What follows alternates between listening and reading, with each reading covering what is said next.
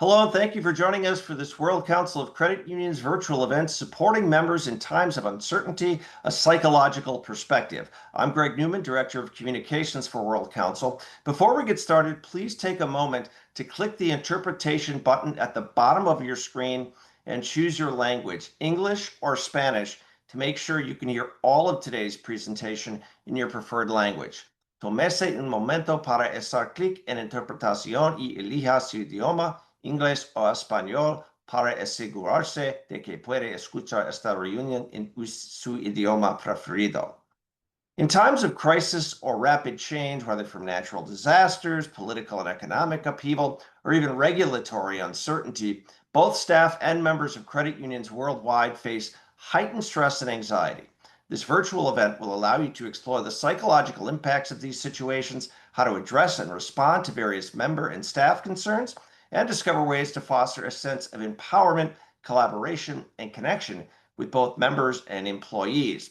Dr. Lisa Gunderson, a clinical psychologist and award-winning educator, will highlight real-world examples, including responses to wildfires and shifting regulatory environments that can affect day-to-day operations and member interactions.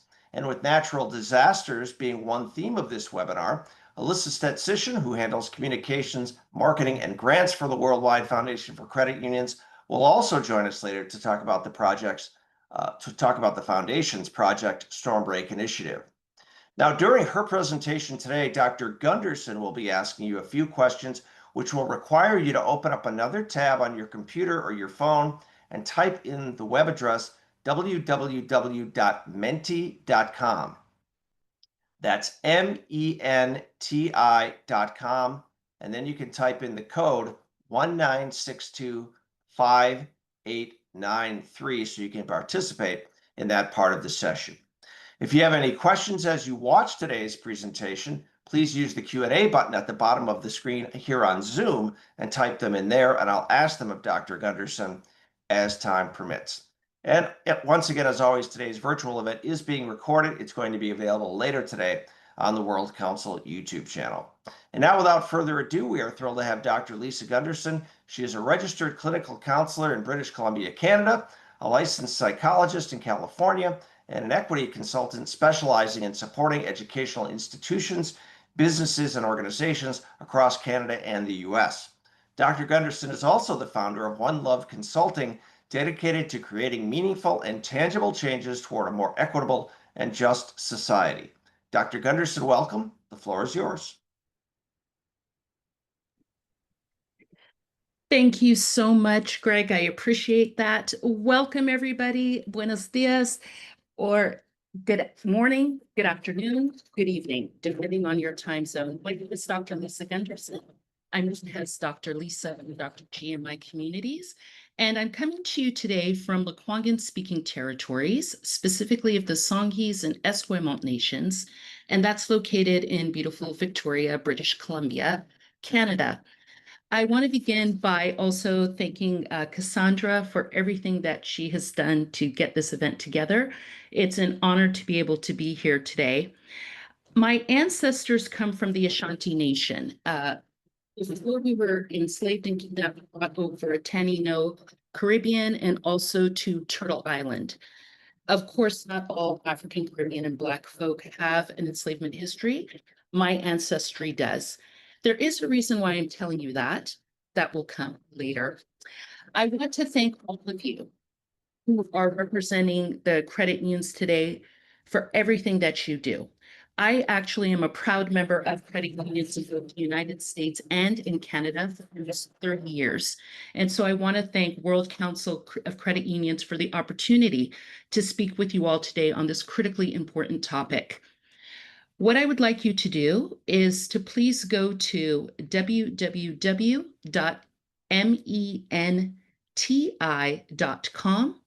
That's Menti, MENTI.com. Greg had spoken about that before. And I'm going to ask you to go to that, and it's going to ask you for a code. And so I'm going to present that code to you all in a moment. Okay. So I want to begin with our limited time that we have by giving you kind of a broad stroke idea of where we are around mental wellness. And then I'm going to address and respond to some staff and member concerns that you may see, specifically regarding natural disasters and political unrest. And then we're going to discuss a few practical tips that you can use to not only empower your members, but also staff and the people that you work with collaboration and hope. And then we're going to conclude by answering some of your questions. So, as I'm speaking, if you have a question, please go ahead and write it down, write it in the question space, and we will be getting to that. A lot to get to, short period of time. So, let's do it. We're going to begin with the goal that we are trying to achieve for all of our members, for all of our staff, for ourselves, and that's achieving positive mental wellness. When you think about psychology and mental wellness and mental health is defined as that state of well-being in which an individual can realize his or her own potential, they can cope with the normal stresses of life, they can work productively and fruitfully, and is able to make a contribution to their society. The World Health Organization uses that definition. But I want to add another piece to it because mental wellness is not merely the absence of having not an illness, right? It's not just the absence of infirmity. It is actually the seeking of positive mental wellness. That is the capacity of people to feel and to think and to act in ways that enable them not only to enjoy life, but to also deal with life's challenges. So we're seeking positive mental wellness for our members and for those around us. Currently, what we're seeing is a lot of increase in mental health indicators, and this is again worldwide. It includes depression and anxiety, insomnia, alcohol and other drug misuse, stress, and this is around the world. Mental health and mental unwellness, as mental unwellness increases, the needs for mental wellness increases, and those needs are going unmet around the world. Whether that is almost 50% of European youth who are struggling right now with their mental wellness, or in the Caribbean, when we see the prevalence of mental health problems, they range from 20 to 30%. Yet few of our nations there have a comprehensive child and adolescent mental health policy. Not having enough practitioners is what we're seeing in the shortage faced on the continent of Africa, with only 1.4 mental health workers per 100,000 people, compared to a global average of 9 per 100,000 people. In 2024, 58% of respondents in 7 Asian countries, this study looked at 28,000 respondents across 7 Asian countries. They were at high risk for mental health challenges. That actually is an improvement from 2023 by 4%. In South America, we look at factors such as being a female, stressful life events, substance use, social media engagement. All of those were associated with increased odds of depression and anxiety amongst young people. It revealed significant levels of anxiety, depression, fear of war, and stress. And we see across the globe with Generation Z, Gen Z, an increase of mental wellness challenges for a whole host of reasons, notwithstanding the impacts of COVID-19. We're dealing with a variety of different types of issues. What I'd like you all to do right now is go to your Menti, menti.com, and you will see a number that's on top of my screen, and plug that number into your phone, please. That number is 1962. Should be able to see that, 5893. This is anonymous. We will not be able to tell where the information is coming from. And the question is, what has caused the most uncertainty for your organization in the last 3 years? Think about since 2022 to 2025. And what you're going to be seeing on my screen is this update live. So as your colleagues are answering, you will see that the responses are being updated live. I'm going to be quiet now and give you a minute.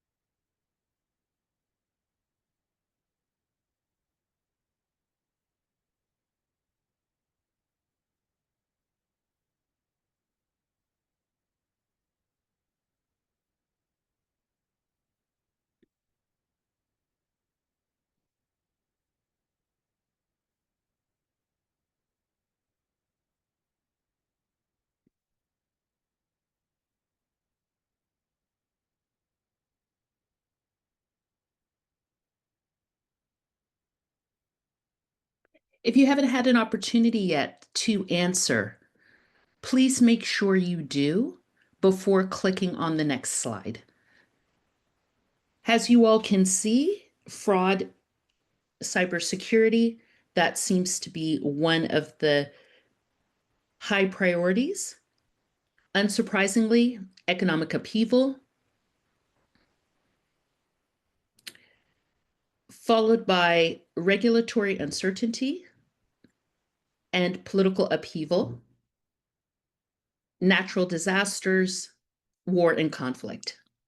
If you put other or otro, I'm going to ask you in a moment to write in what other thing is causing uncertainty for your organization. Again, if you put other, I'm going to ask you now to go ahead and type in what other things have been impacting your organization.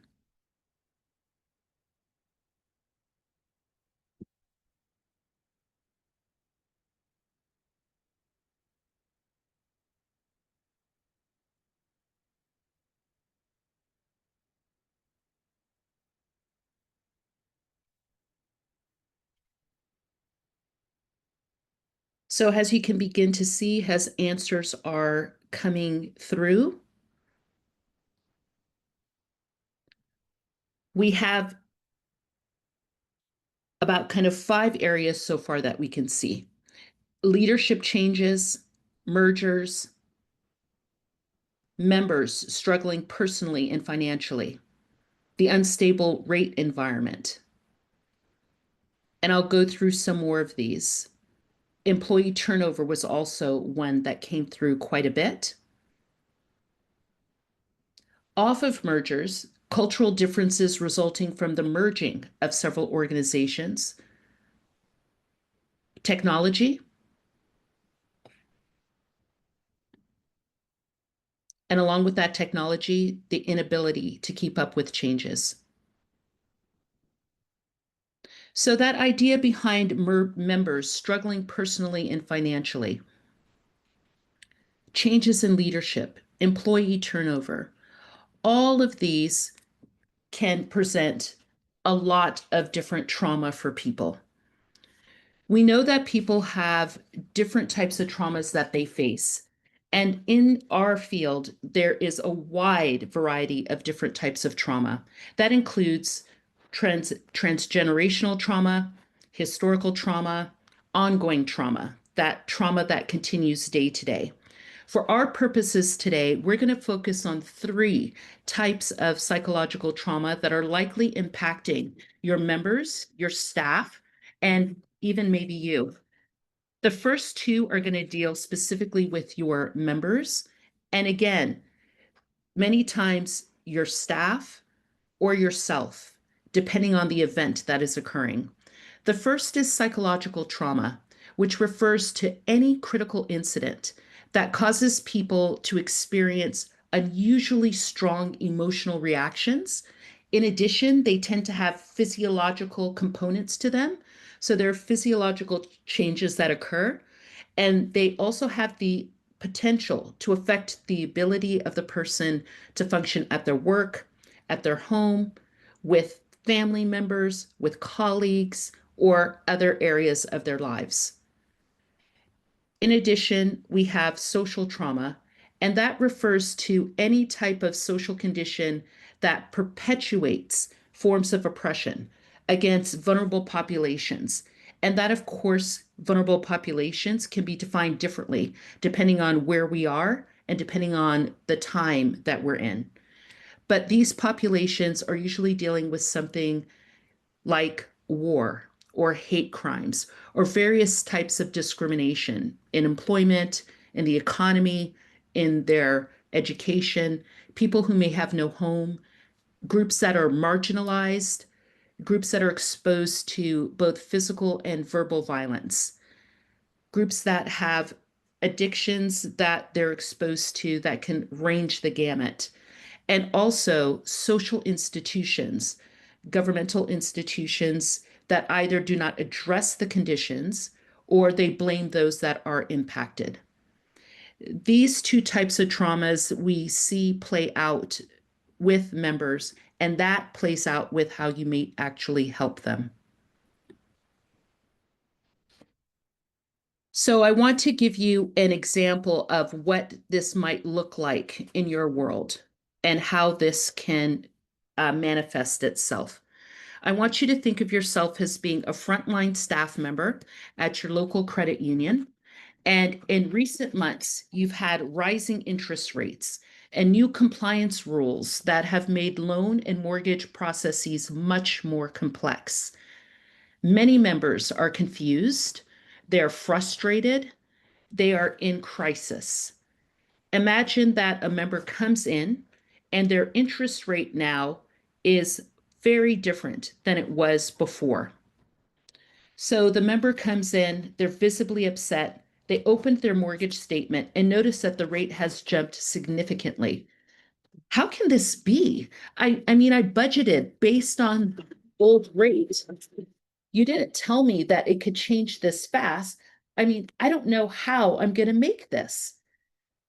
You try to explain the economic changes, the rate hikes due to inflation, shifts in monetary policy, but they're not interested in technical details. They want someone to fix this. They want you. You feel their stress, but there's nothing you can do to change it. You begin to feel helpless, and their pain is sitting in your chest. How do you deal with uncertainty for things that are out of your control? Are there ways that we can give people senses of power and control, or ways that we can empower them? The quick answer to that is yes. And part of the challenge that you have with your staff, with if you are on the front line, many of you are managers, many of you are in upper level of management. There is a way to engage that allows people to feel some semblance of control. And that requires working at all levels, both at the level of the member, has the frontline employee, and with your employee, has the manager. The key here is creating a sense of partnership and collaboration. So when that person has entered into the space and they talk about wanting someone to fix it, and there's nothing you can do to change the rate, that feeling of unknowing exacerbates people's stress and anxiety. And so being able to sit with people, meeting them where they're at, acknowledging that, yes, this jump in rates has taken everybody by surprise, and thinking about ways that you can work together to be able to help alleviate some of that. So you would really need to think about what you can offer as a council. What is something that you could offer that could help to alleviate some of that stress and strain? That means your employees need to know the latest things that you have, the latest options that you can give to members so you can work with them and partner with them. And reminding the member that I'm a partner with you in this. I I would definitely think about if you are upper management. Sometimes managers don't say anything about the changes to their staff until they have all the information that they need. They want to be able to make sure they can answer any questions that come up. While I understand the need to do that, the issue with that is when you don't allow your frontline staff to be in the loop, it makes it difficult for them to be able to connect with the member the way that I'm suggesting. So, keeping everybody in the loop can be much more helpful and minimize the uncertainty within your team. It can make people feel heard and it promotes collaboration. Even if you don't have all the details, your ability to say to your staff, we know that there's going to be hikes in interest rates. We're not quite sure yet what that's going to be. We want to begin to prepare people for that idea. I also know that this is going to be stressful for you. I want you to be aware that I am listening. I'm aware of that. As soon as I get more information, I'm going to let you know that. Instead of just being silent until you have everything in a row. By doing that, you're allowing people then to fill in the blanks. Psychologically, we will fill in the blanks if the information isn't given to us. And that's where many things can go astray. So it's critically important for us to make sure that we are giving as much information as possible.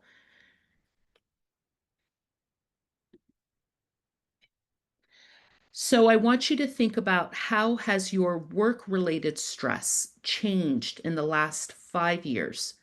Has it decreased? Has it stayed the same? Or has it increased? Has it decreased? Has it stayed the same? Or has it increased?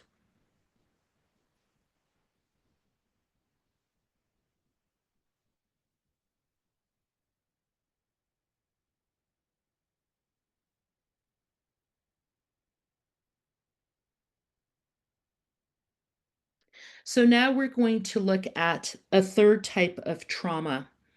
And this particular type of trauma has a huge impact on you. Has that stress has increased on your members and on your staff as well.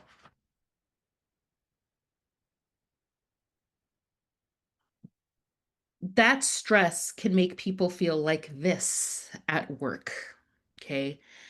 And that stress is what we feel from people when they come into the space.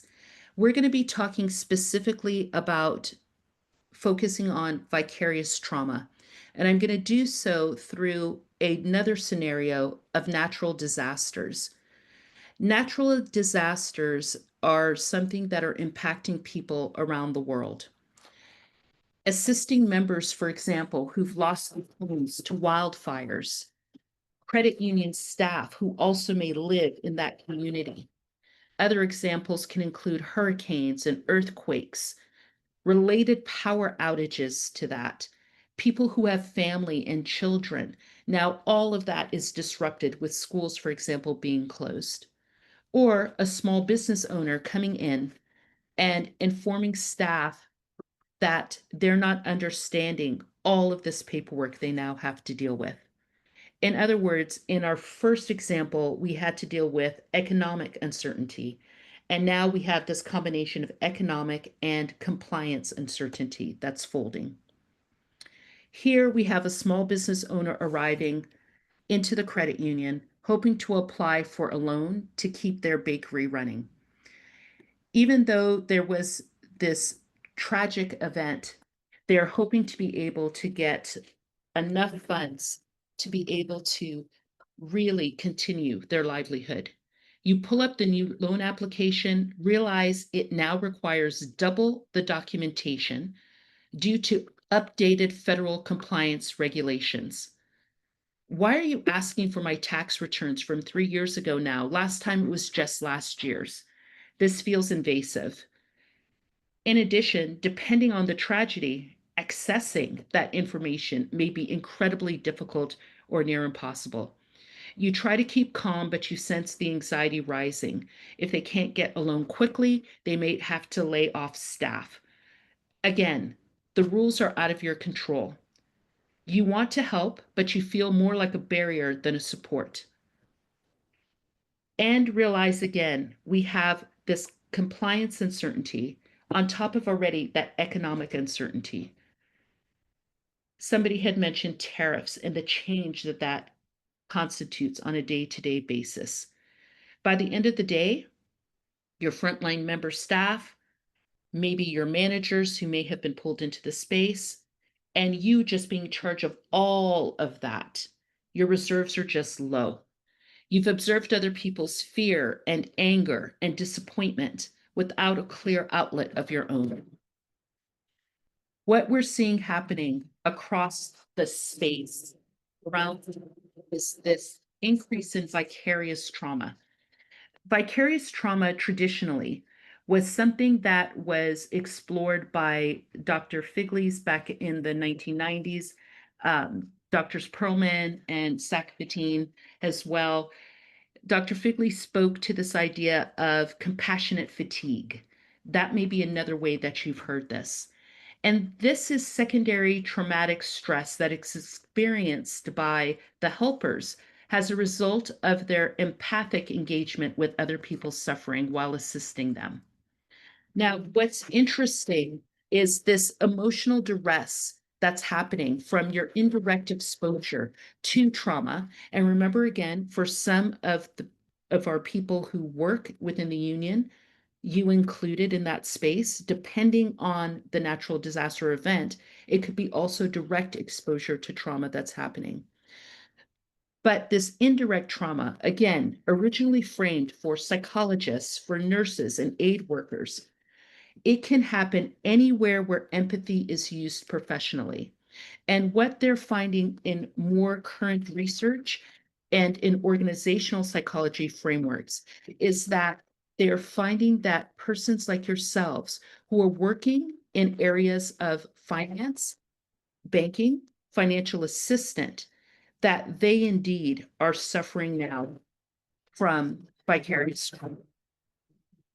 Professionals who work in this field, they're experiencing this, and who is at risk in terms of who can experience the vicarious trauma are those staff members and persons who are regularly interacting with clients that are in crisis or distress. So financial hardship, dealing with cybersecurity and fraud, which was one of our number one pieces there, loss, those who are absorbing that emotional burden through empathic engagement, right? Again, you don't have to have formal caregiving roles here.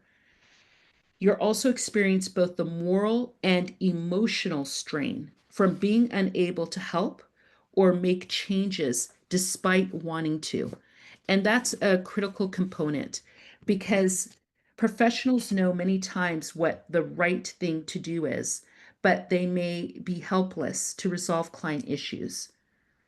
And that may be due to kind of rigid institutional policies that are happening, the systemic constraints that are happening, and not being able to move as quickly as needed or necessary.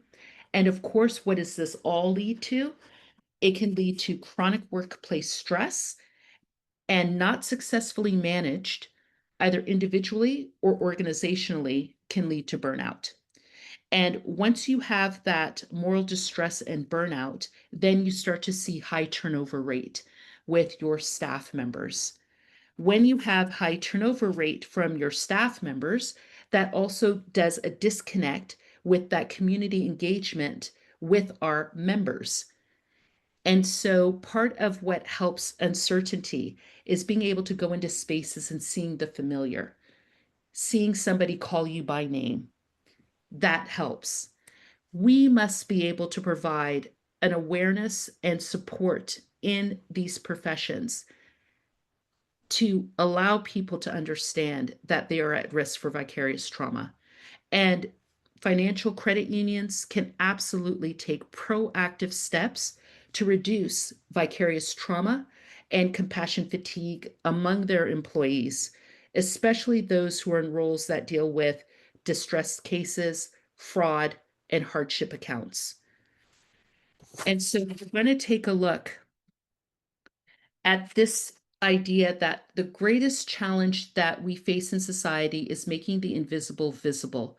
That is, we can only really have true dialogue when we're willing to be open and engage. And so that means for many of us, depending on where we are in the world, having real conversations about mental wellness and what that looks like from a holistic perspective. And I'll explain that in a moment. For now, on a scale of 1 to 5, I'd like you to ask yourself, how well are you equipped to deal with member uncertainty? How well do you feel supported by your team? And your team is everybody, the people that you may manage, the members that the staff members that you have, your other colleagues, if you are in upper management, other leadership. And how much do you feel certain about your ability to help members?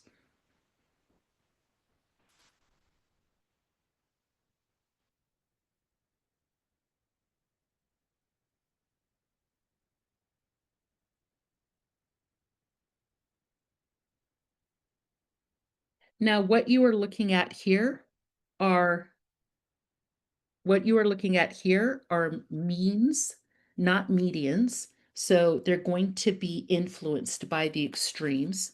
So I'm going to put my cursor over each of these statements so you can see the range that we have. So the mean here is 3.4. And you could see that just a couple of people feel very well equipped. But most people are in spaces where definitely there's a space for improvement. Here, I feel supported by my team members and leaders. Again, you can see we have some on the extremes. And maybe this is something that we could speak to. I'd love to speak to it more, but we don't have time in terms of question and answer. If you're over here at the far end, what you may need to think about and contemplate. And then here, I feel certain about my ability to help members. One of the reasons I wanted you all to answer this question is I wanted you to be able to see that what you are going through is not something that you're going through by yourself, that this is something that's happening across the world, right? And that's important because our ability to collaborate with one another, to be able to understand that we're not alone, is a critical aspect to our mental wellness and being. That in order to support our teams, and that includes ourselves, we have to engage in ways that empower ourselves and our staff members, which will empower our members, and collaborate and connect. So, what I'm going to do is briefly go through some ways that that can happen. And while individually you can do some things, which I'll speak to, other solutions must be able to come at an organizational level. Because often psychological stress can play out not just due to direct changes in policy, but through the lack of transparent and proactive policies and initiatives. We oftentimes are just reacting, and we cannot continue to just be a reactive system. We have to make sure that we are being proactive in that space. And so when you see in this space that I say pour into yourself, that is part of our self-care strategies. Asking yourself, how do you typically respond emotionally and physically when members are in distress, right? What support or tools would help you navigate those emotionally intense conversations? What kind of boundaries could be reinforced or reimagined to protect your well being without compromising service? Those are the kind of questions we need to be asking of ourselves and of the people that work for us. Because when it comes to our self-care strategies, we have to be able to remember that we need to pour in. I'm going to use this cup as an example. In this cup, if you imagine this vessel being yourself, if you are not constantly pouring into yourself, filling your cup, that could be making sure that you're getting enough sleep, making sure you're walking in what we call green space, the trees, etc., or blue space, going near water. Having a computer, on your computer, for example, a folder that just says joy. And when you're down, you just click on it and it has pictures of things that just make you smile. As things happen, the more stress that we have, the more incidences. Imagine that being a hole in the cup. Instead of plugging the hole, because you're not always going to be able to plug a hole, there are always going to be something that's going to put a hole in your cup. There's always going to be a disaster. There's always going to be something. And whenever there's a hole, water leaks out, right? So if you're not constantly pouring into this cup, eventually you're going to go dry. So we have to engage in ways that are empowering the people that we work with and ourselves. So, like I said, what does that look like organizationally? Do we allow times of sufficient break times for our staff members, for them to be able to give themselves time to take a breath? Learning guided breathing exercises, having a short mindfulness session. Do we give time for our colleagues to be able to get up and just stretch? Managers, that's on you. Providing time and space for resilience building activities. Do you provide optional lunchtime wellness events or talks? Those are the kind of things that would be able to provide time and space to allow people to fill their cups. Providing access to counselors that are trained specifically in secondary trauma. That may be through something like an employee assistant program or some other fashion like that. Implementing things like mental health days or giving people additional personal time off days if that's possible. Creating policies or letting your team know that when a case comes that's too difficult, they could step away. Or if the case is too difficult, they can escalate it to a higher level person. Do you have that framework already? If I'm working and I'm dealing with a member, do I know who I can go to escalate that difficult case? Think about limiting prolonged exposure. So, those staff members who are engaging with working with, say, fraud cases continuously, you need to think about limiting their exposure to that. It's different than somebody else working, just say, maybe at the teller space. Those are some examples of, and the self care that I talked about, those are some examples that can be of help and of use. The other piece is we have to have practical collaborative strategies and supports for our staff.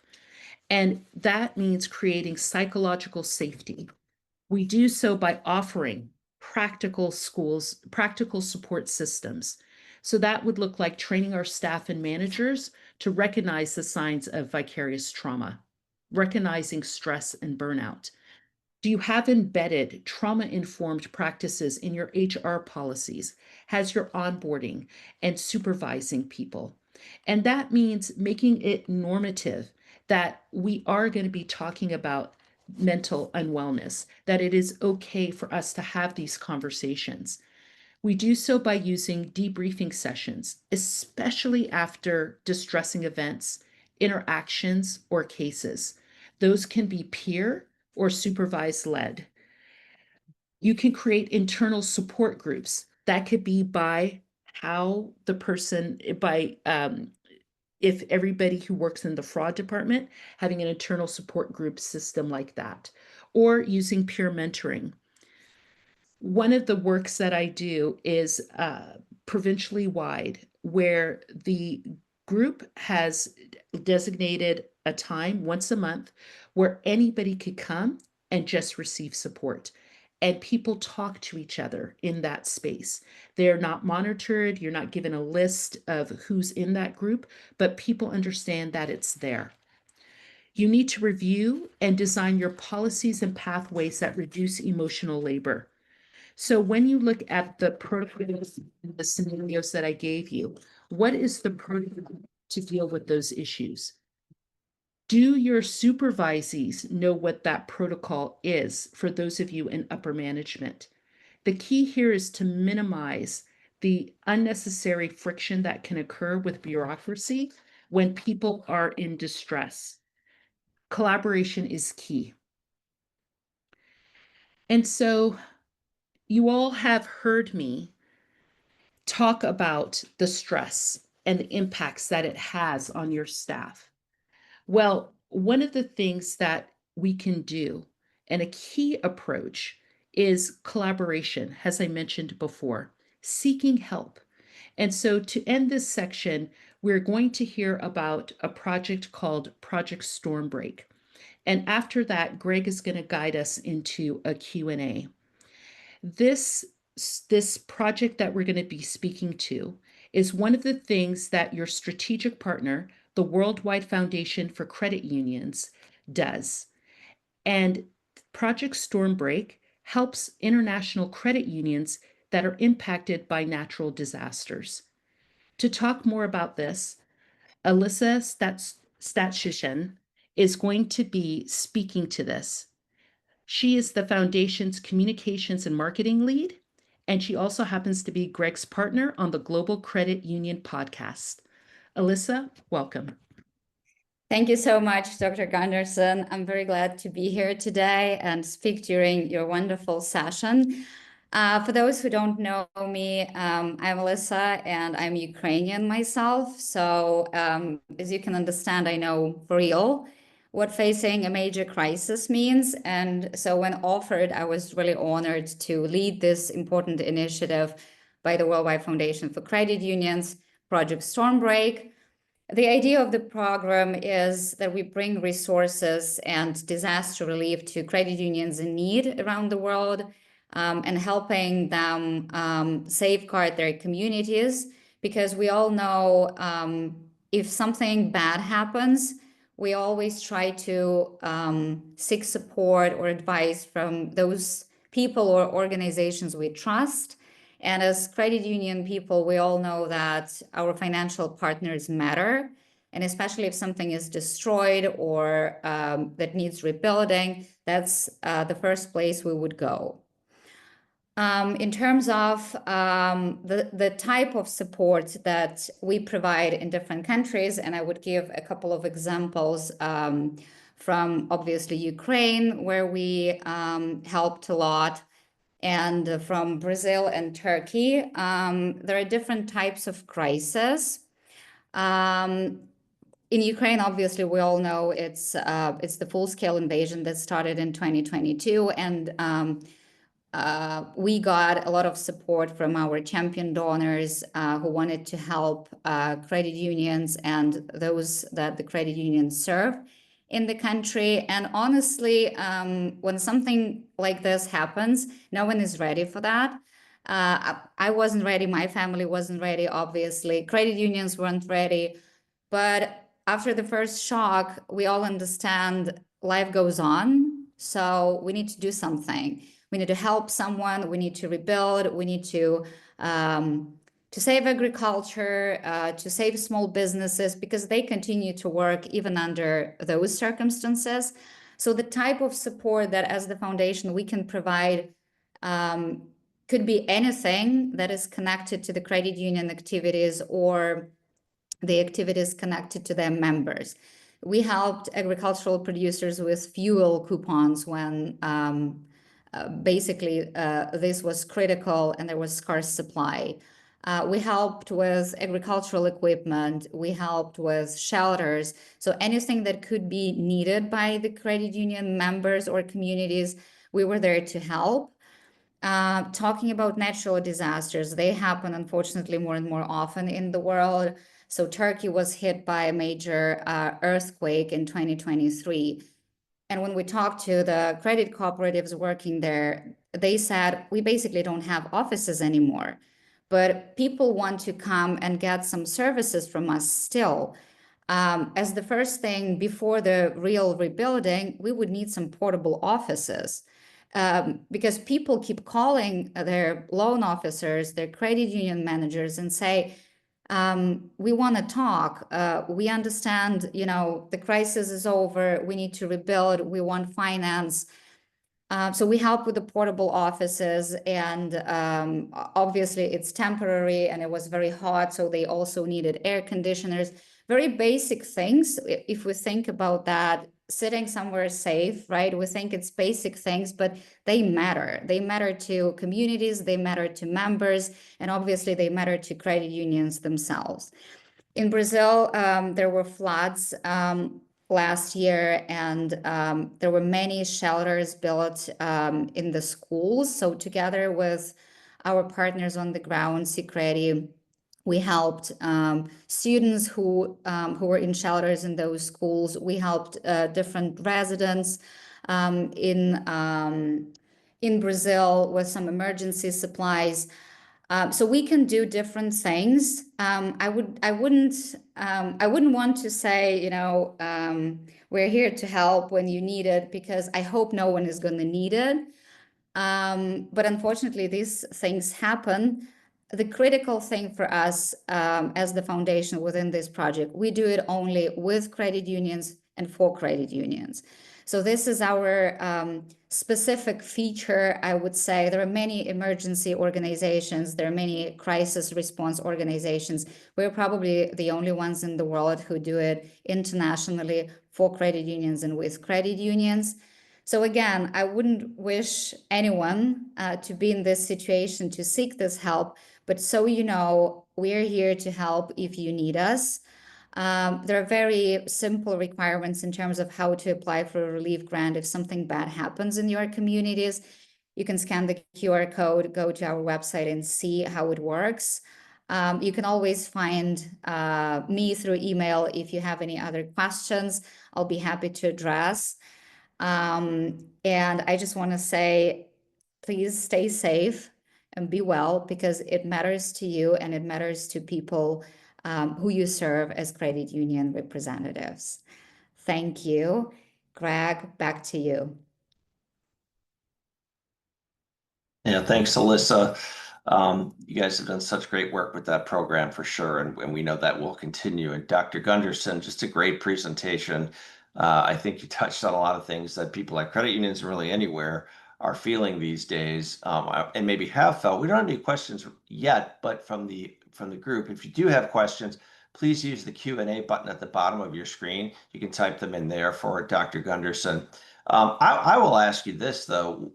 With the pandemic and now all of the upheaval we've seen, the economic upheaval, and other things like that, have people have they gotten normalized to it, or is it lingering trauma? Is it more trauma? How have you seen that, or what evidence have you seen to say whether or not that's lessened the blow, if you will, or is trauma still trauma and people are reacting the same to it? That's an interesting question, because when you look at it generationally, if we look at Gen Z, for example, and right now, as an example, Gen Z will make up 25% of the Asian Pacific population and almost 30% of the global workforce. And when you think about their depression and anxiety levels, it's unlike things that we have seen before. And it's a combination of not just COVID-19, but also social media. And they are a specific group of people who have come into the world. I'm 55. So they've come into the world. No comment. Exposed to all the traumas from around the world. And so if you can kind of think back, they are getting real time exposure to traumas around the world in a way that would have been safeguarded, not only 20 years ago. And so that impact of constantly having and being visually able to see, even if your part of the world is calm, being exposed to all of that is leading to this increase of people having that kind of vicarious trauma that we're talking about. Um, One of the things that people can do for themselves is really monitor how much exposure you're giving to yourself with all of the conflicts and things that are happening worldwide. And that means some of us may get up in the morning, the first thing we look at is our phone in the morning, and the last thing we look at is our phone in the evening, and we're looking at it in between.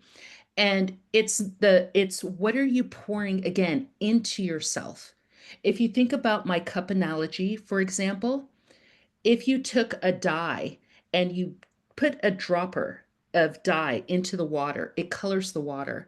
What happens when you put a half a cup of dye into your water, right? It changes the context and of that.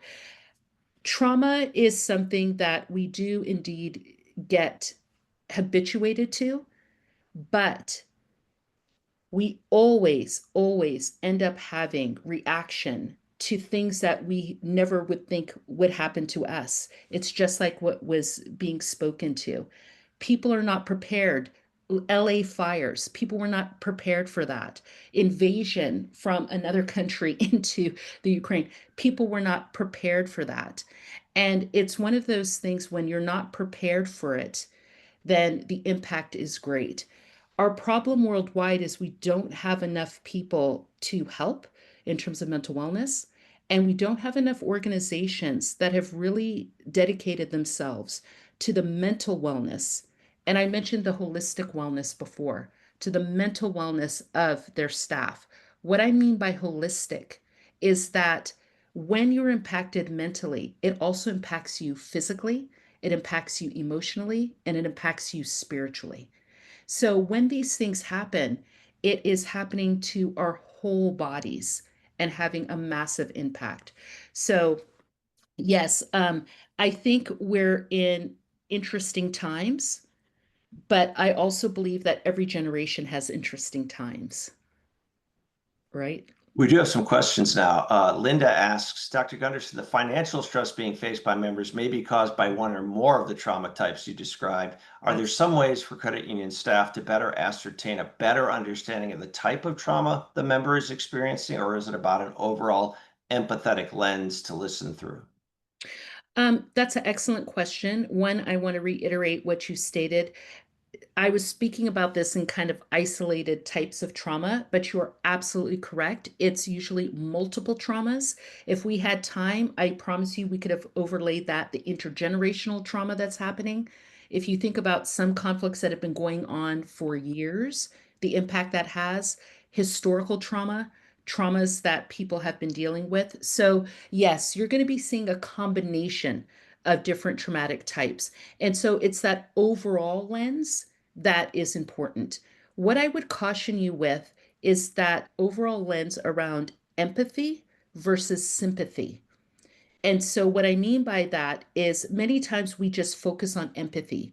But if you think about empathy, that really is about the idea of putting yourself in somebody else's shoes. If you've never had your house burned down to the ground, you being able to say you understand, you don't get it. You don't understand. You don't know what it feels like to be that business owner trying to deal with all of this. But you can have sympathy for that. You can look at somebody's face without them saying a word, and you can sympathize with what that feels like to feel lost and uncertain and to feel scared. And that's what you want to do is you want to sympathize.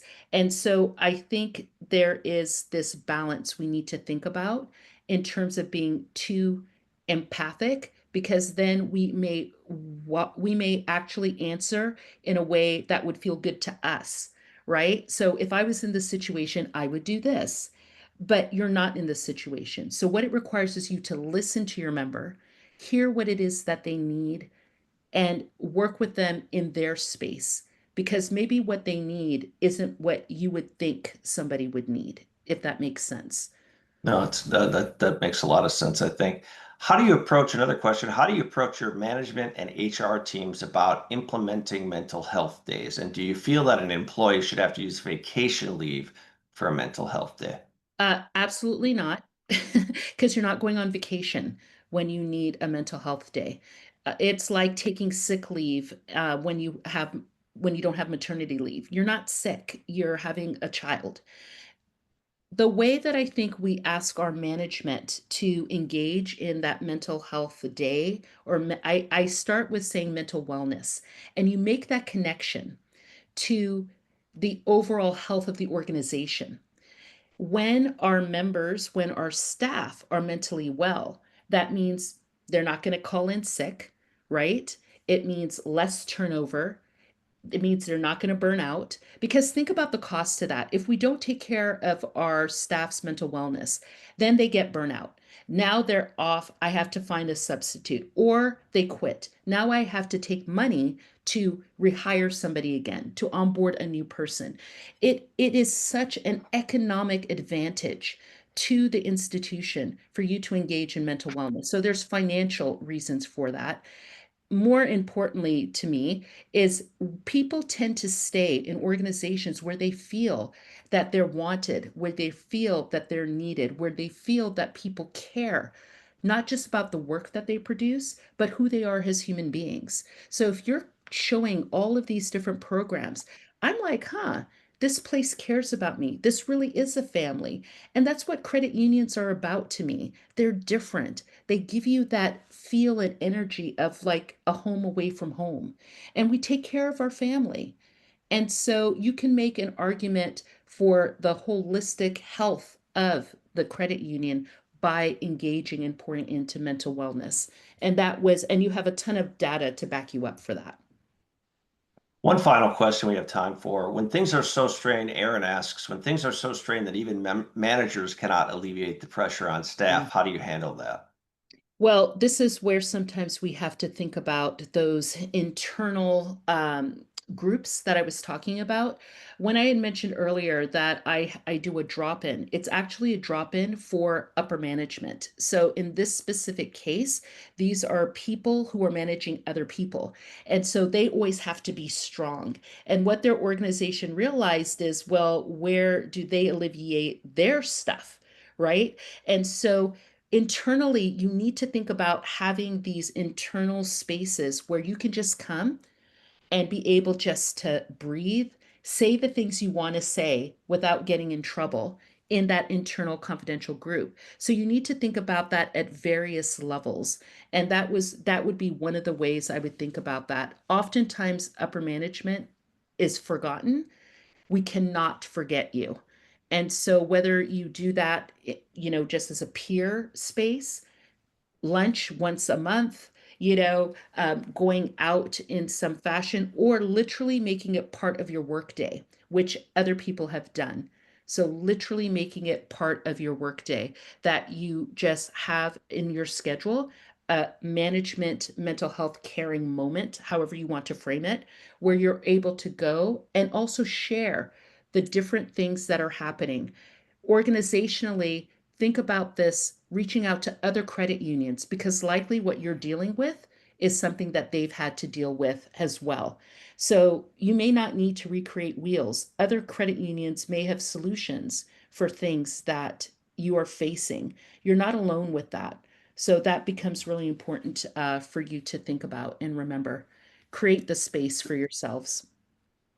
We're coming up on the top of the hour. Is there anything else that you'd like to add, Dr. Gunderson? Yes, I just want everybody to note that you'll see in your slide now um, that that's my contact information. And I want to thank you all for being here today. I also want to thank our translator, Kirsten, and I want to thank Jack as well. And I wanted to leave you with a bit of hope and a question. This question that's in your slide deck, you'll be answering it after we're done. It'll be open for a couple of days, but we want to just get an idea of what you would say is the most common issue for members that are the most common issue that your members are facing today. And I just personally want to say to all of you that throughout all of this, you need to have hope. And the reason for that is I started this webinar by explaining my ancestry. And the purpose of that was to highlight the importance of remembering one's history. Every generation has things that they never thought they would ever have to deal with. And if we don't remind ourselves of our history, where we've come from to where we are now, then you could lose hope. But if you think of the things that people have gone through, the uncertainty that they've had, could have been the Great Depression, civil rights movements, wars, civil wars. If you think about that, it's part of the human condition. And individually, every time yourself, you thought, I can't make it. I'm not sure how I'm going to make it. And you all are here today. So hold on to that. Remember that we are not alone. You are not alone. And we need to make sure we always foster that sense of connectivity to our past, to our present, and also to our future. So, again, thank you all so very much. I appreciate you.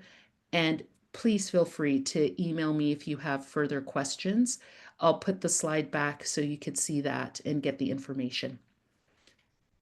Thank you so much, Dr. Gunderson. It was an incredibly worthwhile presentation. As I'm sure you can see, so many of the comments saying the exact same thing. Just a reminder that if you like today's session, you want others to see it, or you want to see it again, it's going to be available later today. That is on the World Council YouTube channel.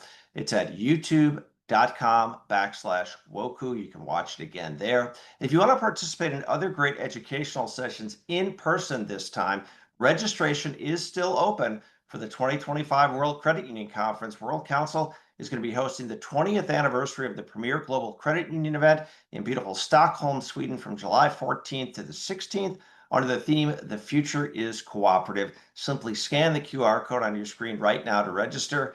If you don't have your phone handy, head to WCUC.org to learn more and register for what promises to be a historic event.